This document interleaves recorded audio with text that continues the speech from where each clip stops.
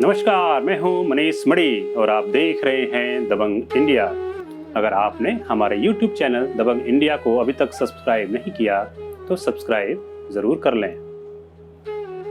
ब्रह्मा जी से दक्ष हुए, दक्ष से अदिति, अदिति से सूर्य, सूर्य से मनु, मनु से इला नामनी कन्या, इला से पुरूरवा, पुरूरवा से आयु, आयु से नहुष और नहुष से ययाति हुए थे।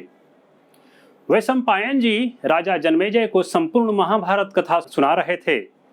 तब राजा जन्मेजय वैशंपायन जी से पूछते हैं, हमारे पूर्वज राजा ययाति जो ब्रह्मा जी के 10वें पुरुष थे, उनका विवाह ब्राह्मणी कन्या देवयानी जो कि गुरु शंकराचार्य की पुत्री थी से किस प्रकार संभव हुआ? कृपया आप मुझे इस वृत्तांत को सुनाएं। फिर वैशंपायन जी कच और देवयानी की कथा जन्मेजय को सुनाते हैं। उन दिनों त्रिलोक पर अधिकार करने के लिए असुर और देवता आपस में युद्ध कर रहे थे। देवताओं के गुरु बृहस्पति और असुरों के गुरु शुक्राचार्य थे। युद्ध में देवताओं के द्वारा मारे गए असुरों को शुक्राचार्य अपने संजीवनी विद्या के जरिए जीवित कर दिया, लेकिन असुरों ने जिन देवताओं को मारा, गुरु बृहस्पति उन्हें जीवित नहीं कर सके। देवता बृहस्पति के बड़े पुत्र कच्छ को शुक्राचार्य से संजीवनी विद्या प्राप्त करने के लिए आग्रह करते हैं। देवताओं की प्रार्थना स्वीकार कर कच्छ शुक्राचार्य के पास गए और खुद को शिष्य के रूप में स्वीकार करने के लिए शुक्राचार्य से निवेदन करते हैं और 1000 साल तक ब्रह्मचर्य का पालन करने की प्रतिज्ञा भी करते हैं। शुक्राचार्य बृहस्पति पुत्र कच्छ को अपने शिष्य के रूप में स्वीकार कर लेते हैं। 500 वर्ष पूरा होने पर असुरों ने गौओं को चराते हुए कच्छ को मार डाला और उनके टुकड़े टुकड़े कर भेड़ियों को खिला दिया।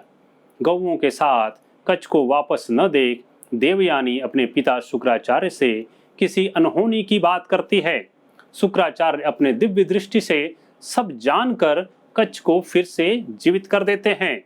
कच्छ पुनः अपने गुरु की सेवा में लग जाते हैं और देवयानी के पूछने पर पूरा वृत्तांत सुनाते हैं। कुछ समय पश्चात असुरों ने कच्छ को खंड खंड कर आग में जला दिया और उनके शरीर की राख को वारुणी अर्थात मदिरा में मिलाकर शुक्राचार्य को ही पिला दिया। बहुत समय तक कच्छ को न देख देवयानी बहुत विचलित हुई। देवयानी कच्छ को प्रेम करने लगी थी। देवयानी के हट करने पर शुक्राचार्य ने कच्छ को पुनः जीवित कर दिया।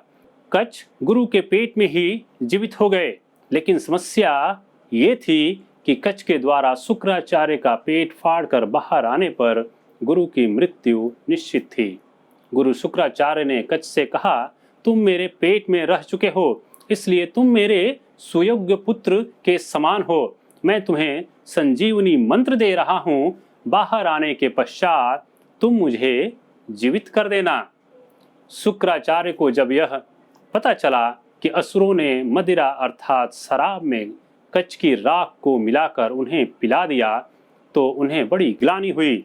मदिरा के कारण ही उस समय में उनके विवेक का नाश हो गया, जिसके चलते यह घटित हुआ।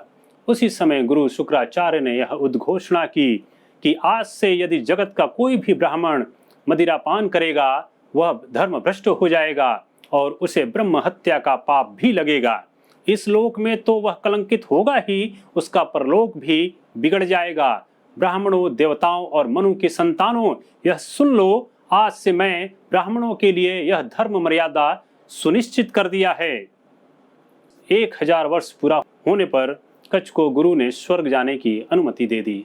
जब यह बात देवयानी को पता चला तब उसने कच्छ से विधि पूर्वक पाणी ग्रहण करने की बात कही। इस पर कच्छ ने देवयानी से कहा, गुरु शुक्राचार्य मेरे पिता तुल्य हैं, धर्मानुसार तुम मेरी बहन हो, अतः मुझे घर लौट जाने की अनुमति और आशीर्वाद दो। देवयानी के प्रेम को कच्छ ने अस्वीकार कर दिया। इस पर देवयानी ने कच्छ को श्राप दिया कि संजीवनी विद्या तुम्हारे किसी काम नहीं आएगी। कच्छ ने कहा, तुम मेरी गुरु बहन हो, इसलिए मैंने यह प्रस्ताव अस्वीकार कर दिया और गुरुदेव ने भी ऐसी कोई आज्ञा मुझे नहीं दी है। तुमने मुझे धर्म के अनुसार श्राप नहीं दिया, बल्कि काम के वश में मुझे श्राप दिया है। इसलिए हे पवित्र देवयानी, किसी भी ब्राह्मण कुमार से तुम्हारा विवाह नहीं होगा। गुरु द्वारा दी गई संजीवनी विद्या भले ही मेरे किसी काम न आए, लेकिन मेरे द्वारा किसी अन्य को सिखाई गई यह संजीवनी विद्या जरूर सफल होगी।